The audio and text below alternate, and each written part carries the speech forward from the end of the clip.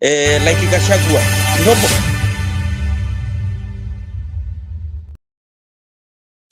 Continue. Unaona zake? Continue.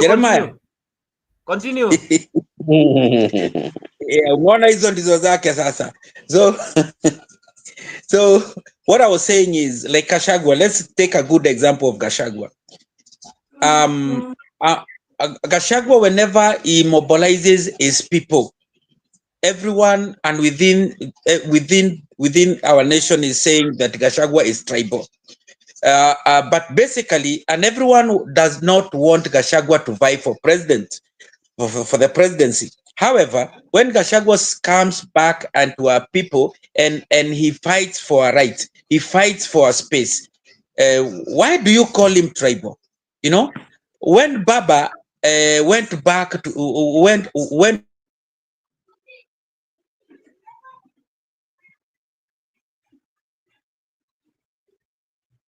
men at the forefront, we have like we have Wadai, it's called, I think, Wudanyam or whatever. We have Badi, we have Omolo. I think Omolo was appointed earlier, but I'm saying by extent he went towards his tribal background and backyard so that he can be able to effectively sukuma the agenda of his community towards the national cake. Now, when Gachagua stands and fights for a space and for the one man, one shilling agenda, he is called a tribalist. So I would wish us to discuss about this word tribe. When do we become tribal? When is it appropriate to identify ourselves as Luos, to identify ourselves as Kikuyus? When is it right to identify ourselves as Kenyans? Just that.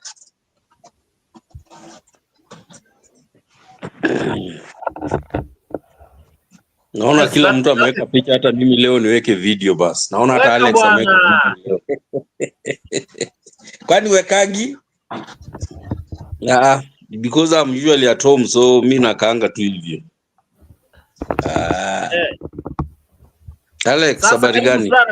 Karibuni sana Jeremiah, karibuni sana Giovanni, of course. Nimesikia point yako Alex Ogega, karibu sana pia. Sasa leo tuko na show bab kubwa sana, tunaongelea mambo mengi sana ambayo yanahusu wa Kenya, lakini pia Giovanni anasema mambo na tribalism. Umesikia vile amesema Jeremiah? Do you agree with what Giovanni said from what you heard from him? I totally disagree. And even as we are speaking, Alex, on the side, hebu tafutanga nani, anaitwa nani, Mzalendo. Leo inakaa show itakuwa moto, tafutange on the sideline, even as we are speaking. Thank you, Moni. But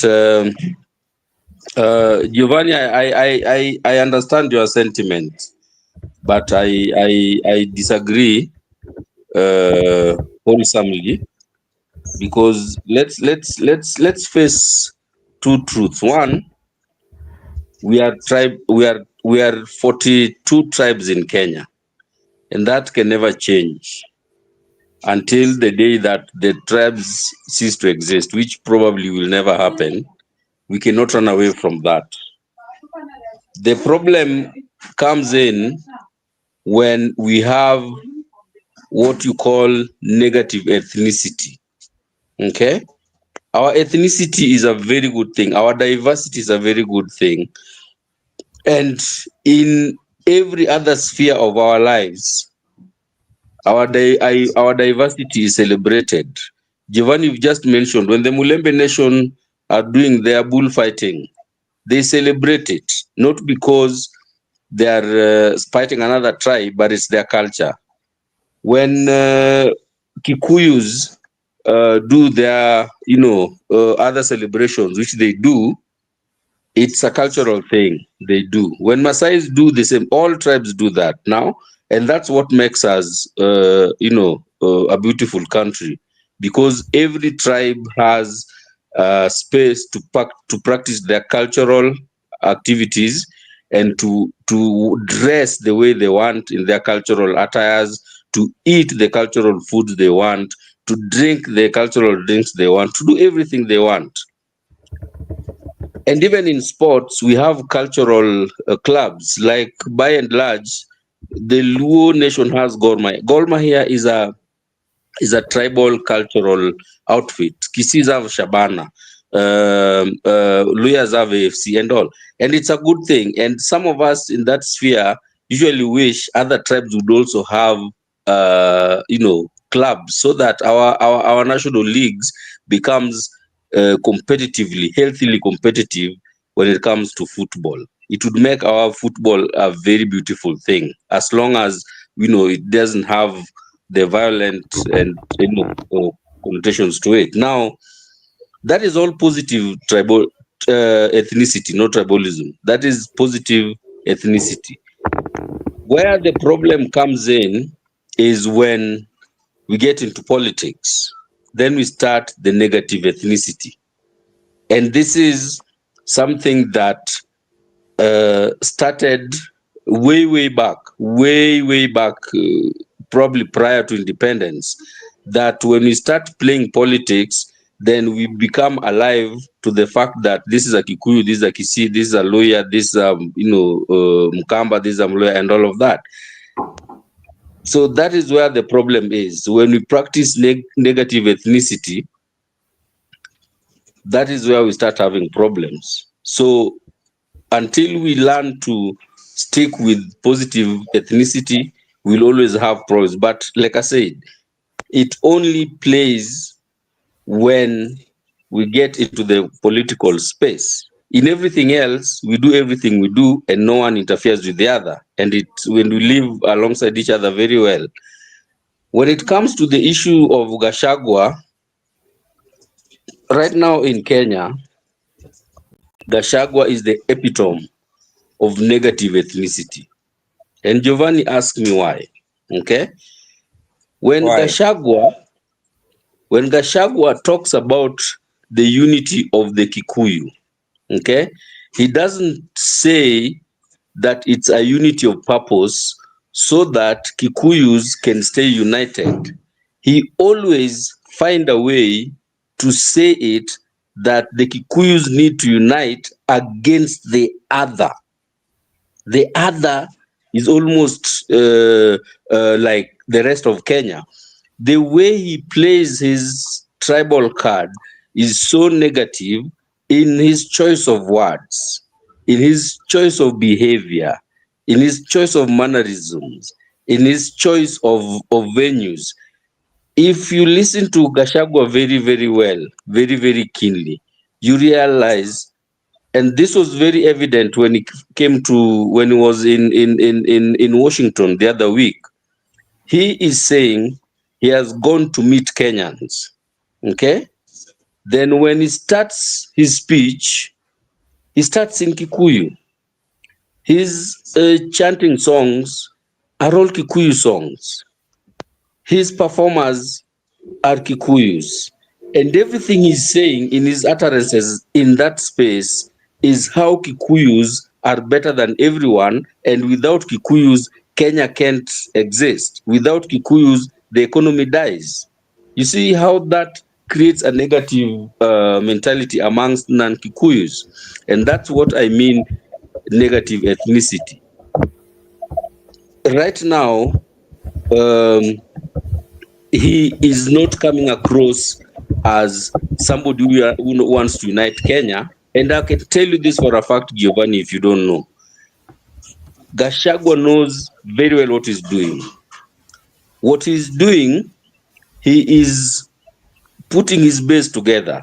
He knows very well that in 2027, he will not vie. And he's not even looking at 2027. He wants to have the whole Kikuyu nation, and his fight is not even with Ruto. His fight is with other strong men in the Kikuyu nation so that he can be the kingpin for 2032 and beyond. That is the long game that Gachagua is playing, if you don't know.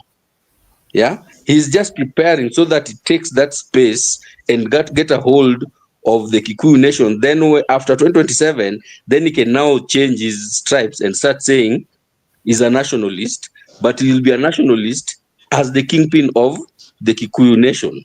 That is his game plan. Now, when you talk about Raila and you've mentioned Kinawandai and the rest, I think that you got that wrong. When Ruto gave Raila the opportunity to support his government with the experts, he got two Luos. He got a lawyer. He got somebody from the coast, right? When Uhuru got the chance, when they met with Ruto at Sagana State Lodge, the next day, when he sent his quote-unquote experts to Ruto, they were all from Central. Mutai Kagwe, Suju, this guy from Nakuru, those are facts that are there. We are not saying. So Raila plays politics to the extent that he plays tribalist to the extent that he wants to keep his Luo base together. But when it comes to national politics, he always doesn't play the tribal game. And this is very open. There are facts banan out there. He said Kibaki Tosha, right? He supported Moi. He has supported everyone who is a non-Luo. But to the extent that of what is currently happening in Kenya, trying to say that because of Gachagwa's behavior, people take it negatively when Kikuyus try to come together, I think is not the right example. I dare you to get another example, but Gachagua is not the example. Jeremiah. Yes. I want us to be truthful to our heart and soul, because the truth, and I will say this with every ounce of my being, first and foremost, history is there. When the Prime Minister, and if you remember, when they entered into a coalition government with then Mwai Kibaki, do you remember how many ministers were from his area? I think only two. No, there was Tuju. There was Tuju. No, Tuju was on the other side. No, Tuju was no, Tuju was not with. Tuju was not with ODM. Now let me say this because you don't remember. The first time, unajua tutaenda kwa AI. The first time Tuju was elected a minister, he was elected and appointed by the Prime Minister. Okay. Later on alikuja akasimama upande wa Kibaki. Okay. But the first time, yes, the first time, if you remember, there were four. There was Oburu, and if now you count the assistant ministers, there are even many.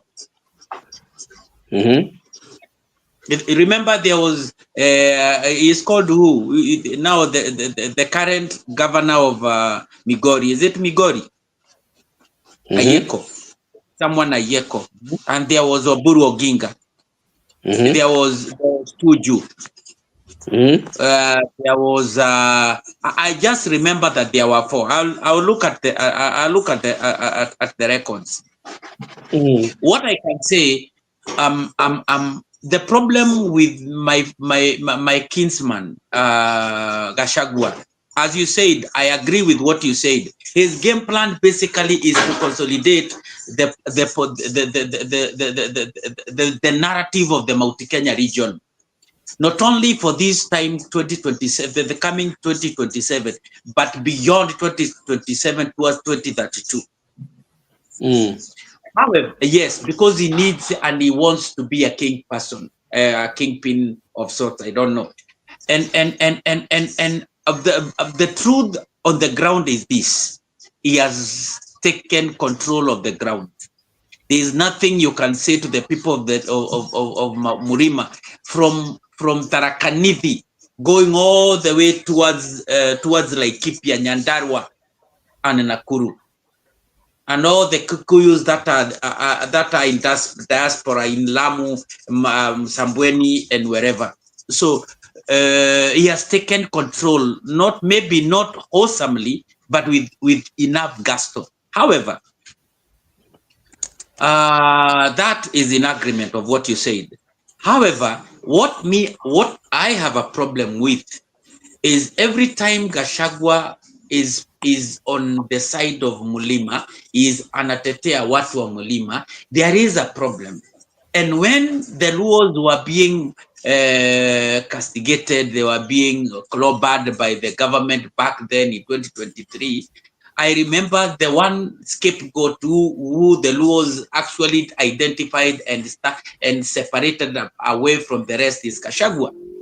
And if you remember back then too, that whenever there was skirmishes or there were rebellions or maandamano, the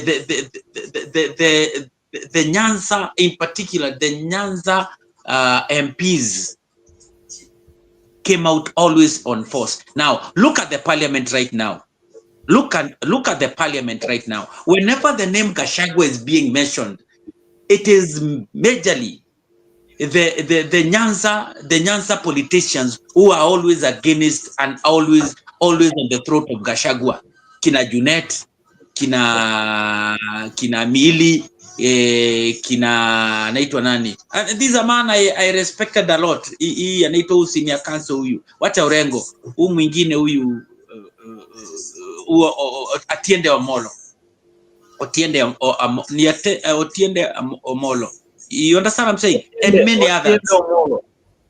Yes, and many others. But you really find the people from the coast speaking against or castigating Gachagua. So what I'm saying is, let's face the fact that the tribal card is always being against the Kikuyus, and the Kikuyus are using it against the Luos. The Luos use it against the Kikuyus. The people, the main culprits of the agenda of tribalism, because you can't say Kikuyus are tribal. Because if you are tribal, because this is the narrative which is always out there. Why did we elect Ruto? He was not a Kikuyu. We had Kikuyu presidential aspirants. You understand what I'm saying? So my question is, if I agree in some degree about is Kakunari, because the other problem Gachagua is doing, but also giving to the fact that Gachagua does not want to vie. He's just pushing the agenda and consolidating and mobilizing the Kikuyu nation towards a certain goal, and that is given. That is also understandable, because the last time we were divided, the last time we went on someone else's pickup, we were told now it's time kushuka, watu wajitembeze. So I understand where he's coming from. Kikuyus, we understand where he's coming from. He may be doing it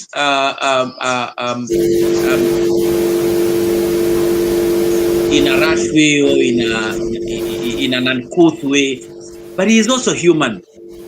If we go back to when Raila started his campaign and started his movement back in 1992, you remember when back in 1992, 93, 94, towards 1997, wakatule Jaramogi he was, I think he passed away or something like that, and Ford Kenya as a party was left in the hands of Kijana Wamalwa. I remember Raila alikatana kabisa na kakatana na akaenda. He never supported the man, you know, and alibeba Wajaluo wote wakaenda wakaform the NDP. So this Gachagua ndiye anaanza siasa, na alianza siasa, the national siasa, just the other day wakati ule alikuwa anachaguliwa 2022. Uwezi mlinganisha with the same breath na Raila amekoma. Those are two different people. You cannot be able to compare the two. One is still an amateur. The other one amekomaa. One ako 80 something, the other one I think they ako 60 something. There is a massive difference over 20 years plus. But if you remember, even wakati alikuwa NDP, mostly they were Luo MPs within the NDP. Then came ile wakati alishikanisha huyu akashikanisha huyu, but majorly the backyard of Raila's support has always been the Nyanza. That's what I'm trying to say. But he has been able to consolidate it slowly by slowly, strength by strength. We need to agree on that.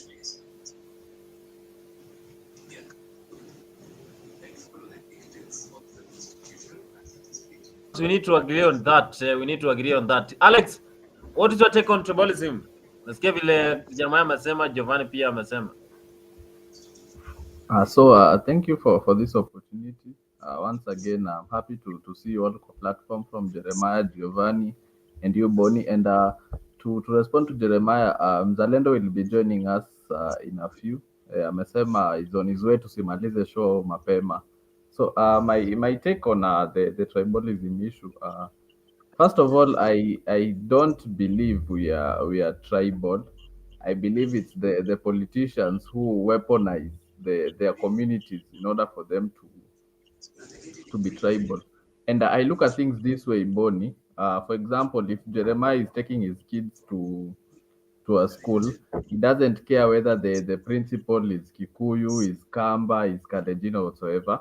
When he's taking his kids to school, his ambition is to see his kids getting the best education. No. So True. And I think that should be the same criteria also when it comes to electing presidency. No. Hata Boni wewe ukipanda hizo mati za dago, you don't care whether the driver is Kikuyu or is Kamba. Bora umepanda umefika mahali penye unafaa kufika.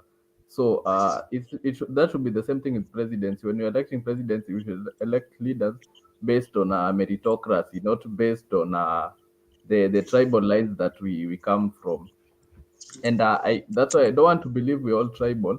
But I believe Rigathi is so immature in politics.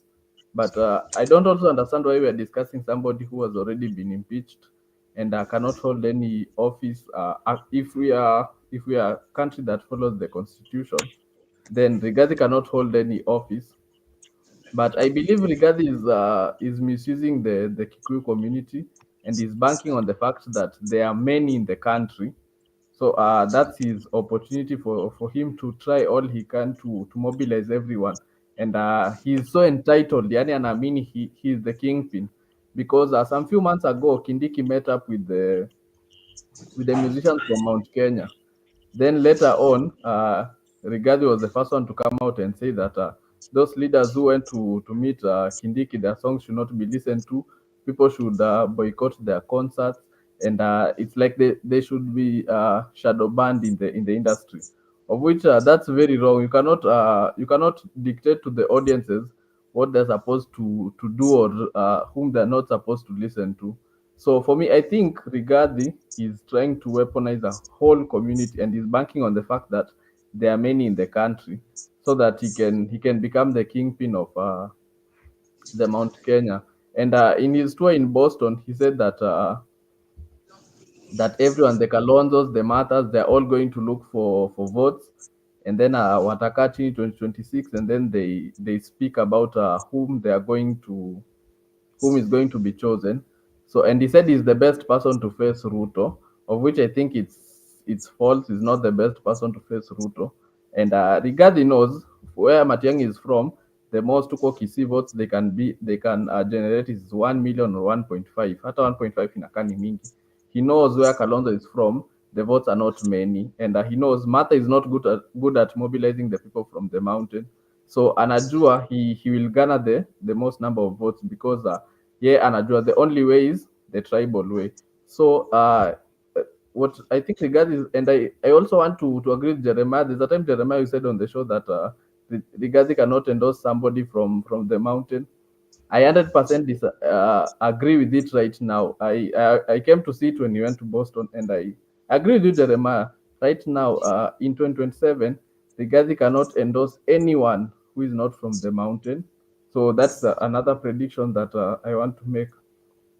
But overall, me, I feel if Rigathi is the best person to face Ruto, then I think we have a very big problem as a nation. And maybe Ruto deserves his second term. If Rigathi is the best person in the opposition, then basi Ruto apige 2 term tupatane 2032. Kwa nini unasema hivyo? Kwa nini unasema ati apige 2 time? Kwani Rigathi hawezi kuwa president?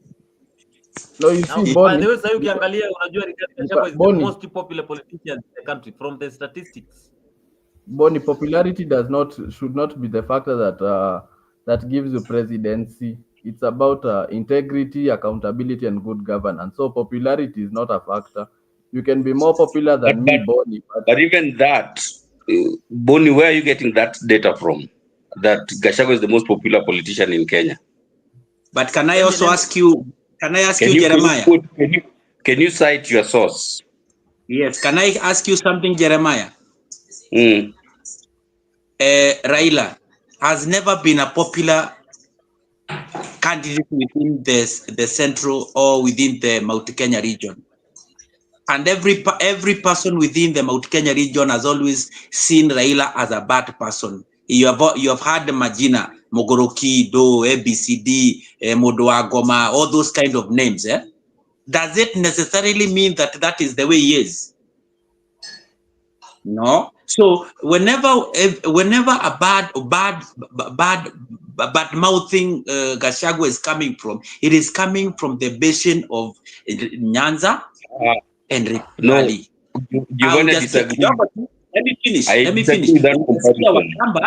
Ujasikia Wakamba. Actually, the Kambas refused. Wakasema the man is not the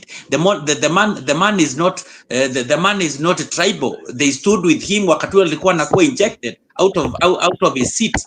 The Kambas, the Masais, ujasikia wakisema the man is tribal. Watu wa Coast ujasikia, isipokuwa of course the normal watu wa Darama, watu kama Joho na ule What I'm saying is also that you should always remember, and when I'm saying about popularity, let us put numbers into perspective. These numbers in particular, that when you put numbers into perspective, put every, by the way, for your information, Gachagua is not using Kikuyus. We are using Gachagua. Let me say this because I think everybody has his own preference. I personally used to hate and to despise Gachagua till I came to realize that Gachagua stands for what he believes in. The same way the Luos have always stood with Raila, even when he's abrasive. We as Kikuyus have already decided we want to be behind Gachagua. So every time you hit Gachagua, you are hitting Kikuyus. Remember that. There are only few Kikuyus that will try to stand between the lines like Mogo, and the rest. Few maybe identify 1 or 2, 3, but majorly within the Mount Kenya region, Gachagua commands almost 90%. If I'm not wrong, almost over 90%. Yeah, I'm very sure Gachagua can be the president of this country. I want Jeremiah to tell me why he cannot become a good president. So to ask you, Giovanni, the question, he has been in office for 2.5 years. What has he done that shows that he can do well even in 5 years? Because he has been there 2.5 terms. What has Gachagua done in the little time that he has been there? The first time he is just a first-time MP. Then after being an MP, he vied for vice president. He was not there. He has only been 5 years, last 5 years before, from 2017 to 2022. Then from 2022, he became a vice president. There, of course, you remember, there was no opportunity for him to do anything. He's still young in politics. You cannot. Adibabowino is more popular than Gachagua. Then? No, I want us, Jeremiah. I want Jeremiah to tell us. No, I want Jeremiah to tell us why Gachagua cannot become a good president. And don't use the word, don't tag the word tribal. Because all of us, all of us are tribal. Yes. Giovanni, I think we are missing the plot. Just like Alex said, we are discussing somebody who cannot even be a chairman of a cattle dip committee in his village, as long as it's a publicly funded entity. He has not exhausted his Your invite for us to join the meeting, the platform today, was so that to try and dissect this tribalism thing. But sasa tunaongea mambo ya Gachagua, it turns me off. Hata inafanya nataka kwenda kulala. I don't think we are supposed to be sitting here discussing Gachagua. I'm not interested in discussing Gachagua. If you want to discuss tribalism, bring his name up when you try to make your point. Bring up anyone's name if you're trying to make your point. But if you want to try to start discuss why Gachagua can be a president or why he can be a president, I think we are losing the plot, and I don't think that's worth our time. That's okay. That's my humble opinion submission. Okay, that's okay. Then let's go back to our discussion. Politics, of course. Umesema mambo na politics sasa, but ukiangalia pia mimi nilikuwa nimeangalia pia au the next city also was affected our political parties, because bila tu umesema KANU ilikuwa wakati wa Moi, ODM ni ya Wajaluo, Jubilee ni ya Wagikuyu, Wakamba ni Wiper. True. Sasa kama Jeremiah, you see the thing, yes. Jeremiah, what Kimanzi is saying is that even when you look at the presenters in Ikwa TV, you really find a one person like I'm a Kikuyu, and I'm speaking on behalf of the Kalenjins. Isipokuwa wale wamenunuliwa kama Ishungwa na wale wengine. You'll find Luos are towards Raila. You'll find Kikuyu, most Kikuyus are towards Gachagua. You'll find Wakamba, they are towards Kalonzo. What I'm saying is, I don't think it is fair when we label Gachagua, and I want to maliza na hii, when we label Gachagua as tribalist, just because he associates himself with his people. And Kalonzo always associates himself, and then his MPs associate themselves within that cocoon. The Luos, they are always a banditry within their own scope of the ODM caucus. When you look at the Kalenjins, look at the Kalenjins. They are ready to go to war just because their person is going to be taken out of the equation of the presidency. What I'm asking is it fair that we bandwagon one tribe as being tribal, while all the others are also tribal, bro? That's what I'm asking. You know, I don't think it's fair. Giovanni, that's what I'm saying. Giovanni, I think you are asking a very valid question, but I think the first thing I said earlier did not sink in. The reason why Gachagua is coming out very abrasive to other people, like I said, his choice of words, his mannerisms, his body language is so tribal. When Raila is speaking, you will never hear Raila saying that, oh, as Luos, you know, because of this and this and this and this and this, we can't do this, or we can do this with Kikuyu or without Kikuyu or any other tribe for that matter. He does not ever speak about one tribe against another tribe. Yes, he consolidates his base based on his tribal lines, and that's the negative ethnicity that we said earlier on, that people go to their base, people that they relate with, and it's easy for them to build their support base around that. If Gachagua did that, there is no problem with that at all. The problem with Gachagua is his mouth. I don't know, Giovanni, how much information or how much access to media of daily happenings in Kenya you have where you are, but Gachagwa's problem in his choice of words, his mannerisms, his mouth, his body language, the things he say about other tribes when he's talking to Kikuyu. Hapo ndio shida iko. Hapo ndio shida iko. Tuone kama Gachagua ni tribalism ama ni Wakenya wote, ni wanasiasa wote. Lecture ukiwa nani? Waswahili wanakuambia nyege ni kunyegezana. Enda ukapeane lecture huko kwako. Ati wameitwa pale Karen juzi na huyu mtu anaitwa Mr. Moneybags. Nao wanamuziki walikuja 50, mimi naita wanamuziki 500 wakuje pale Karen. Tujua utafanya nini? Kidikine witu tutige murekia vara kwe maundu mahaneka agira mundu. Wamekuwa wasaliti ya jamii. Una lecture mwanamuziki, una lecture mwanasiasa. Wasipoomba msamaha tuache kusikiza nyimbo zao. Ati unasema umeamrisha wananchi wasisikize nyimbo. Unaamurisha kama nani? Deputy President huyu Bonoko ati empowerment. Tuheshimiane my friend. Mimi ni mtu ya heshima, lakini my friend, if you come within shooting range, we will deal with you. Ati empowerment. Malala na yeye ni mwingine. Malala, fanya heshima.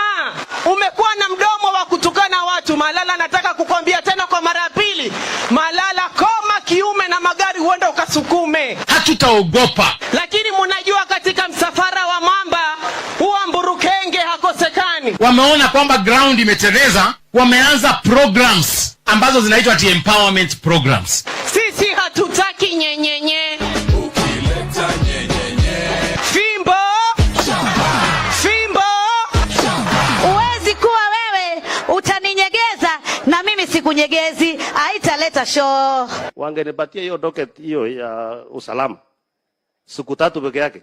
Wao na shule ni hawaelewani. Mmoja anaitwa Oscar Sudi. Na mtu asikutisha rais. Najua mimi naona ule mtu tulivuguze baada anaongea hapo. Nilisikia mtu mwingine kumbafu anasema ati nani aliambia Ruto tunataka manyumba. Akaenda akapeana vifunguu kubwa hivi ati watu wameingia kwa manyumba. Akaanza kuimba kama sio wewe. Akaimba wimbo yote huyu mtu. Na huyu mtu mjinga ambaye ananiuliza nani alikuambia ati utujengee nyumba, ako na choo 5 kwa nyumba yake.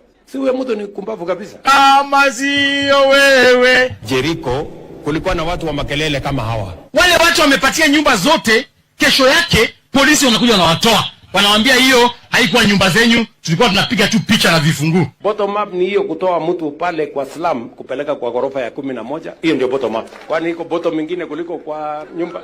Si pale ndio bottom. Ai! Tuendelee tusiendelee. Rais, nataka kukupatia habari kama huna habari. Hii chama iko kila pahali ya Kenya. Na ndio itapeleka wewe nyumbani asubuhi na mapema. Hiyo chama ni hatari sana. Wewe wachana na chama yetu. Faruk Kibet, yeye hakuenda shule. Sasa mimi niko ndani ya serikali na sirudi. Mimi sijui kitu inaitwa broad base. Sijui. Utafute nchi yako nyingine uende uishi. Kwa hivyo 2027 Ruto arudi nyuma ya baba. Ati chama gani? Nilitaka Sifuna asikie ndiye ajue mapi ya Kenya. Unajua huyu Sifuna anaongea mambo mingi na ajui hata Kenya inakaje. Hiyo ni mambo kidogo. Tutasukumana nao mbio. Tutapelekana mbio kama gari ya miraa. Atakimbiza nyinyi kama basikeli ya kuibiwa. Sisi hatutaki nyenyenye. Ukileta nyenyenye, fimbo. Yes. Oh, Bonnie, can I say something? No, before you say something, I want to ask Jeremiah. Jeremiah, what did you hear from that? Several leaders speaking. You see, out of all those, the only person ameongea anything to do with tribalism ama segregation sana sana ni Gachagua tu. Akisema at their musicians wameenda kusupport somebody else, so he's telling Kikuyus to boycott listening to other Kikuyu songs because those Kikuyu musicians went and met with somebody else on another tribe. All of the other ones wamecheza siasa. Sijasikia mtu mwingine amesema anything. Bro, wacha nikukate Jeremiah. Wacha nikukate. Do you remember Do you remember wakati wa uprising ya ODM, wakati ule ilikuwa I think NASA? Do you remember wakikaa chini wakikashifu wakisema biashara zote za Wakikuyu ziekwe kando, na nakumbuka baba akisimama akisema Safaricom iekwe kando, Brookside iekwe kando, sijui nini. No, that was not for Kikuyu. No. That is a boycott about Safaricom and Brook and Uhuru family. Unless you want to equate Uhuru family, unless you want to equate Uhuru family with Kikuyu. Yes, no, Kikuyus are not Uhuru Kenyatta family. They were boycotting Kenyatta family because the Kenyatta presidency was oppressing Kenyans. They were not oppressing. They were not boycotting Kikuyu products. It was boycotting Uhuru Kenyatta family products.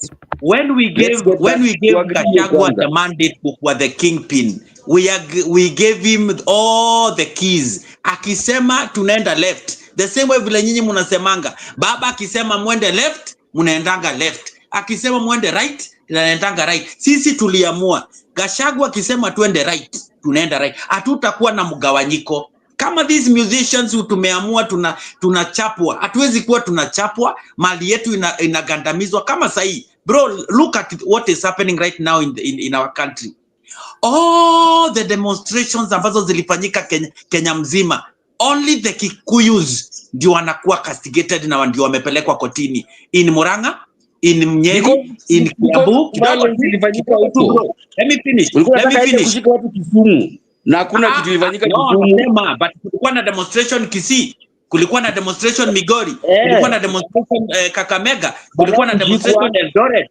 No, there were demonstration Eldoret, kulikuwa na demonstration Mombasa, kulikuwa na demonstration Ukambani. But ameenda aka make sure all around Mount Kenya ndio watoto wote wetu wameenda wakashikwa. That's what he has done. And then you say that mtu anaitwa Gachagua asisimame. Tumeamua sisi kama inji moja ya Mobi, nyoba ya Mobi, tumeamua we are going to be one. Na kama wa musicians are against it, waende wakapigie Sugoi huko manyimbo na nini na Ukikuyuni. And that's our position. And so we are not relenting. Unaona amehepa. You know, and that's the truth. You can't tell me, like, when you look at today's news, the news, Alex. Yeah. You've watched it, The vijana wamepelekwa, walishikwa Nyeri, wakashikwa Kirinyaga, wakashikwa Meru, wakashikwa hapa nini, na wanapewa nini ya 50,000. Watatoa wapi? And everybody saw, if you remember, everyone saw that the people that did all that were goons. Walikuwa metolewa sijui wapi. They were not the demonstrators. I expect Alex alikuwa kwa street na magoons. Everybody could see that the police even guarded demonstrators, the goons. But look what happened. You know, every court within the central province imeshika mavijana na wamepelekwa ndani. Aya, let me give you a good example. Kimanzi nini ilichomwa? Homa Bay police station ilichomwa.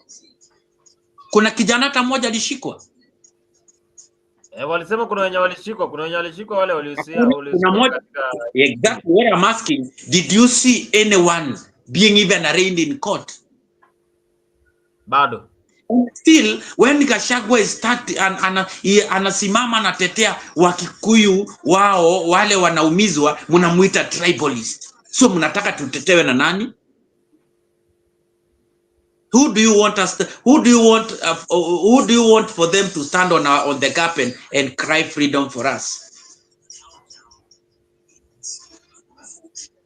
And every time he speaks, you castigate him as a tribalist, a tribal king, a tribal what? Yes, for information, we are okay with Gachagua until this man is out and and he is out of the equation called Ruto. To Gachagua that to win extent, 2027. we Kikuyus, we are not vying for the presidency. Neither are we even taking the vice presidency. All that we want is a spokesperson to stand on the gap of our community. First and foremost, I remember asking you yesterday, when you go to the morgue today, among 100 people, how many people would you find Kikuyus? Let's say like in Nairobi. Kikuyus will make almost 50% of the people who are dying. First and foremost, we are many. When he stood and said that our community contributes the highest bracket in tax contribution, it is the truth. It is the truth. Our population, Kikuyus make 17 to, let's say, Kikuyus make 17 to 18% of the Kenyan population. Now, if you combine them with the Meru and the Embu, we are around 26% of the entire population of Kenya. Because Kikuyus, I think they're around something around 14 million, around 20 something. So look here, Kimanzi. When you look at the people who own a lot of houses, who own the housing segment and sector within our country, is Kikuyu. The transportation is Kikuyu. Agriculture is Kikuyu. When he says that, and those majorly in terms of logistics and contribution in terms of logistics and other micro and macro economics, they play a bigger part in the tax bracket. True or wrong? Okay. Yes. Yeah. So when he says that we are contributing more, it does not. He is not saying that the drivers, the other people are useless. He's just saying that the people that are contributing more to the economy are being sidelined. Giovanni, I think you're missing the point. Kindly please enlighten. He said you are the drivers of the economy. Without you, the economy is... No, he did not say without. And then he added on by saying that even right now, as you see, the Kikuyus, you work a little bit, you put your money in the pocket. Ama nadanganya Boni ndio huyo hapa. Am I lying Boni? Hakusema Boni kidogo anaweka pesa kwa mfuko. Alisema aje, do you have that clip? Utuangalie what he said and what he meant. Acha nitafute. Because Alex, yeah, you are from Nyanza. When you go to Nyanza, you'll find most of the businesses there, even in Eldoret town. Most of the towns there are owned by Kikuyus and Asians. In Rift Valley, the headquarters of Rift Valley, that is Nakuru, more than 50% of the business there are owned by Kikuyus. Come to Nairobi, apart from the Asians and the other foreigners, the Europeans, majorly most of the infrastructure is owned by the Kikuyus. What he was saying is that we contribute more and we are being maligned more. You remember when the BBI and in particular Martha Karua was pushing for 1 man, 1 shilling. Yeah, Let me give you a good example. Let me give you a good example, Alex. Kindly indulge me for a minute. Let me prosecute this argument for me from my position. The county funds which a county like Mandela receives, or say like Wajir, and the other one and Kiambu, there is only a very minimal, very negligible difference. But when you look at the comparison of the population vis-a-vis the population per square mileage within Wajir and you look within Kiambu, it's like life and death. That's what we are pushing. That's what we are saying, that can there be an equitable distribution of resources? Because a child in Wajir anapewa Kimanzi, you bear witness to this. Anapewa basari, anapewa basari around 20 to 50,000. Hapa kwa Kiambu anapewa 2,000 to 5,000 ikiwa mingi. I come from Nyeri. The most bursaries you can get from Nyeri per child is around 2,000. That is the most. In Wajir, they are given around 20 to 50,000. Inafanya huyo mtoto anamaliza shule yake. What we are saying, can we be able to review that? We are not saying that those areas should continue being marginalized. But also it should not be at the expense of ourselves, because we are more, we contribute more.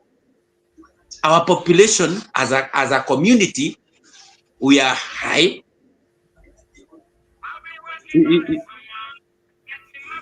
Kimanzi. Usikia? Acha nitafuta, ndio natafuta hiyo clip hapa, ndio natafuta. Alex ongea. Giovanni, is Rigathi a national leader or is he a regional leader? Okay, for us, we are not looking, I told you, we are not looking for any presidency. No, it's not about presidency. It's just about, there's a difference between regional leader and a national leader. So is he a national leader? Because somebody from a national leader, for example, somebody like Odinga, as much as said Odinga's background is Nyanza, I can say Odinga has been a national leader because people from Western have voted for him for so many years. So meaning they vote for him, they see him as their leader.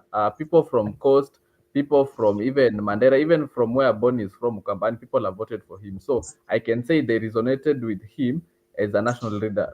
Right now, I don't know, but he has been seen for a long time as a national leader. Same to Uhuru Kenyatta. Uhuru Kenyatta has been a national leader, and he has launched many things in Nyanza. So even as much as the people from Nyanza did not want him in power, they wanted Odinga, they resonated with him as their national leader. So my question is Rigathi a national leader? Alex. Yes. Were you there in 1997? Maybe Kimanzi. No, so you don't know where Raila is coming from.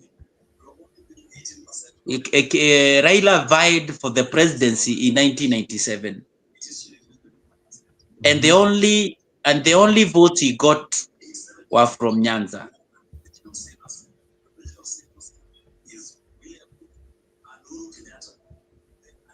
That's where everybody started. That's where he started from. Yes. That's where he started from. You need to have a backup. Mtu anaitwa Samoei Arap Ruto. He vied in 207. 207, no? 207. He vied in 207 or 2013. No, 207. He vied in 207. Actually, not vying. He championed the no, the no against. He championed the quorum and the clamor against the new constitution back in 2010. He was trying to see his popularity within the scope of his own community. So whatever Gachagua is doing, everybody is afraid of Gachagua. Gachagua is just still a toy and a baby in the walk of politics. Kasongo ende asiende. Ruto. Wakabu wanasema Kasongo ende, Kasongo ende, Kasongo ende. Narok hoi. Narok hoi. Tumefika hapa. na Kalonzo Musyoka, Eugene Wamalwa, JB Muturi, Ole Kamwaro, Ole Seki, Narok mko? Muko tayari? Tumekuja kusikiza ground. Tumekuja kusikiza nini? Ground ya Narok inasemaje? Narok mnasemaje? Narok mnasemaje? Harambe! Wewe Ruto, wewe Kasongo, wewe Zakayo, wewe mtu ya kutenga, wewe mwizi ya mashamba ya Masai. Harambe! Kasongo ni mwizi, si mwizi? Nani ameiba mashamba ya Masai? Nani ameiba mashamba ya Masai? Nani ameua Gen Z? Nani amepora Kenya? Kasongo aende asiende? Kasongo atembee asitembee? Wangapi wanasema Kasongo aende, Kasongo aende? Watu ya Narok, sisi tumetembea Kenya. Tumekuwa Ukambani, wanasema one term. Tumekuwa Mombasa, wanasema one term. Tumekuwa Meru, wanasema.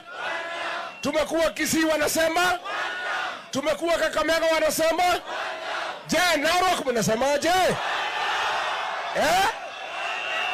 Mnasemaje? Unajua nyinyi watu ya Narok, mimi naheshimu nyinyi. Kumbe mlikuwa mnajua hii Kasongo. Kumbe mlijua ni mwizi wa mashamba. Mimi sikuwa namjua. Nilikuwa nafikiria ameokoka. Kumbe alikuwa ni fisi amevaa ngozi ya nini? Sasa nimekuja na yeye viongozi tusaidiane kufukuza Kasongo. Tusaidiane.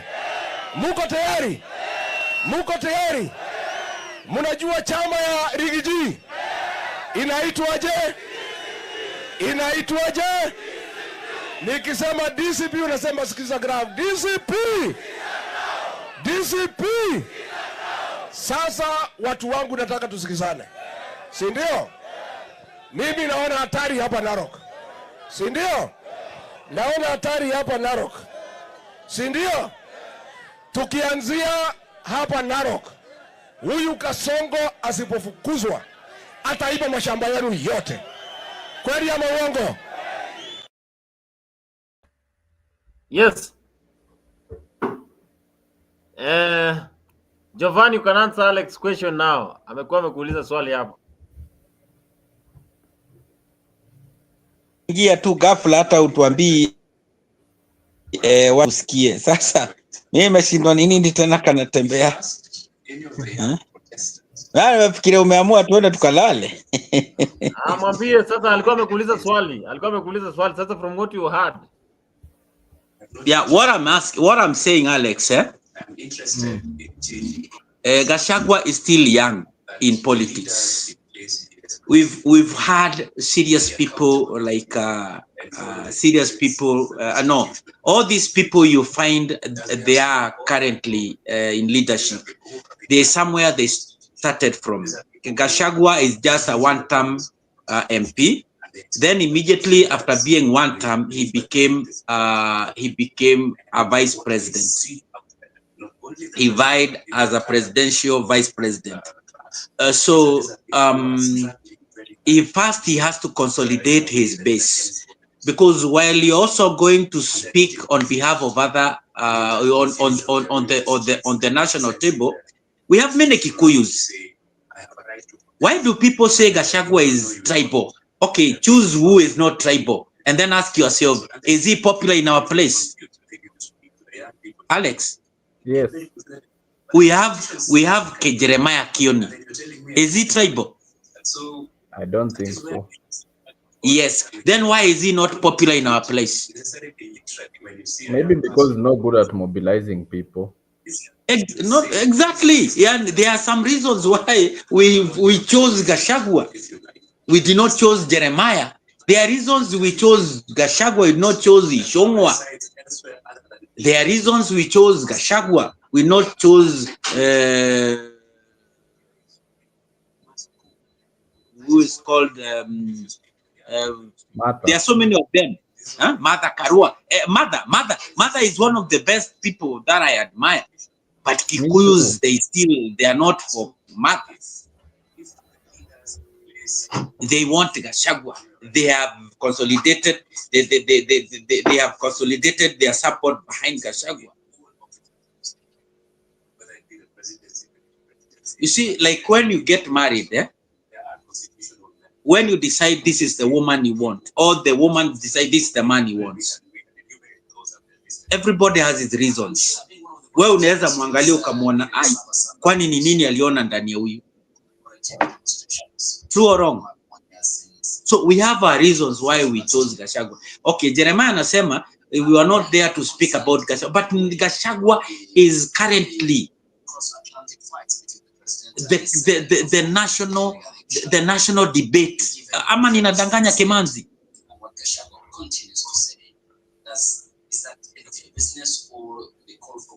We can't hear you. Ni maoni yako lakini pia kwa upande wangu mimi nasema kwamba in terms of vile Wakenya wengi wanatambua wanasiasa kwa sasa ni kwamba Raila yake imeshuka. Gachagua yuko juu. Yeah, so Alex, what I was saying is it's not that Gachagua is the best of the best. But for us as a mountain people, we need someone who can be able to stand, and we can always agree that he is going to stand and speak on our behalf. Okay, just that. On that, Giovanni. And yes. You see, Kenya, we have 42 tribes, so the big five, at least for the big five, everyone has a political kingpin who can defend them. But what about the small communities? What about the small ones? Like, let's say maybe people from maybe Mijikenda or even the Gems or the small communities. So regarding defending the Mount Kenya community, who is defending those two small communities who don't even have a voice? Alex, have you been to our place? Have you been to the Kikuyu land? Yes. Yeah, I've been to Gatundu. Do you know it's difficult even to survive as we are speaking? They are no longer resources. We don't even have land. Go to Mijikenda. They have a lot of land. They don't till the land. I schooled in Kwale High, in Mombasa, in Coast. Their land is vast, and they don't till it. There is no movement within. They are given monies, and they cannot be the same money that Nyeri County is given is equally distributed towards that place called Kwale. What do they do with the money? It's the same way with Wajir and Mandera. They are given the same proportion of money. What do they do with that money? They come and build high rises here in Isli. Ama nadanganya Kimanzi. So when you come to a place, you realize something. Let me give you a good example of Migori. Migori, this guy who aliua huyu dem anaitwa nani? Obado alikula kila pesa every year na alikuwa na the EACC, just by virtue that he has been supporting Ruto. His cases are being sidestepped one after the other. What I'm saying is, Bible sema, to whom much is given, much is also required. I'm not saying that the Dorobos, the Ndebelers, that they should be sidelined. Those are tribes which should be special and should be identified by the government and should be taken care of, because those people are also humans. But I'm also saying you can't say that there is a very low population gradient within the Wajir. They are maybe around 100 and maybe around 100,000. And then here in Kiambu, we have over 1 million.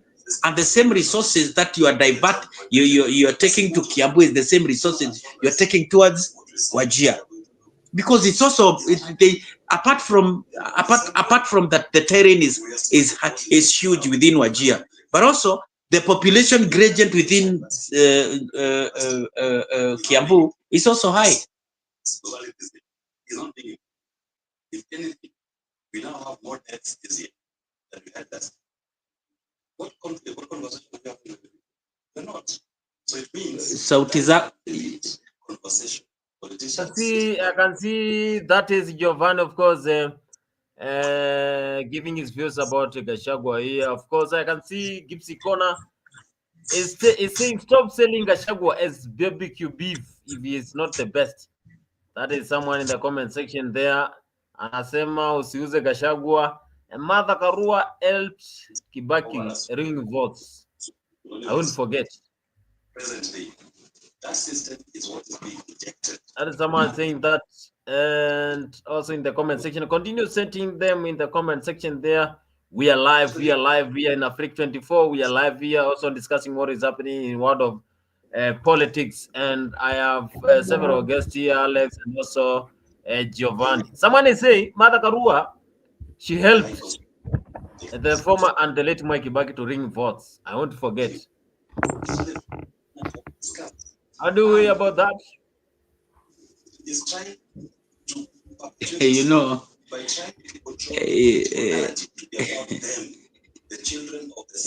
so whenever a Kikuyu name is being spoken of, there is always a negativity towards it. But let's look at Raila. Alikuwa hapo wakati wa 207 Wakikuyu wakiuliwa, Ruto alituua. Zile makosa mnaekeleanga Martha Karua, yeye aliiba wapi kura? Na she was not the one who was responsible for collating the votes in Kenya. And when you talk of Raila, remember he also he led the 1982 coup. Why do you always see the negativity of the Kikuyu people? Now let's talk about. You say that Raila now Nani is tribal. Gachagua is tribal. Just the other day, Matiang'i introduced himself into his community. You could remember the kind of entourage the man had were absolutely all Kisii MPs and former and current. Then even when he went on the dais and when he was speaking, he spoke in Kisii. Just the other day alikuwa kwa mazishi fulani, and I remember they were just speaking in Kisii, and him also, when he stood to speak, he spoke in Kisii. I don't remember anybody saying that the man is tribal. But when Gachagua goes to a Kikuyu event in the US, and it was not organized by him, it was organized by his kinsmen, and they invited him, and he stood to speak and dance. He danced in Kikuyu, he ate Kikuyu food, and then he spoke. He was speaking to Kikuyu people. He wanted him to speak in Kiswahili, and he was speaking to his own people. You know, it is about the integral issues about. I don't know. I'm not saying that that's the way we should be doing, but I think we should let people be their own people, be their own tribe. You know? Yeah, of course. Yeah, sure. Let's listen to this. Mtanipigia tukelele lakini mtati. Unasiwaliambiwa piga risasi na miguu. Nipige risasi kwa mguu. Hata ukichukua yule mtu ambaye wanaita Siwa Munyoro aende pale, hakuna tofauti ataleta. No, Riggy is not the solution. I've never said I'm the solution. I cannot be the solution. The solution is one term. Ruto must go.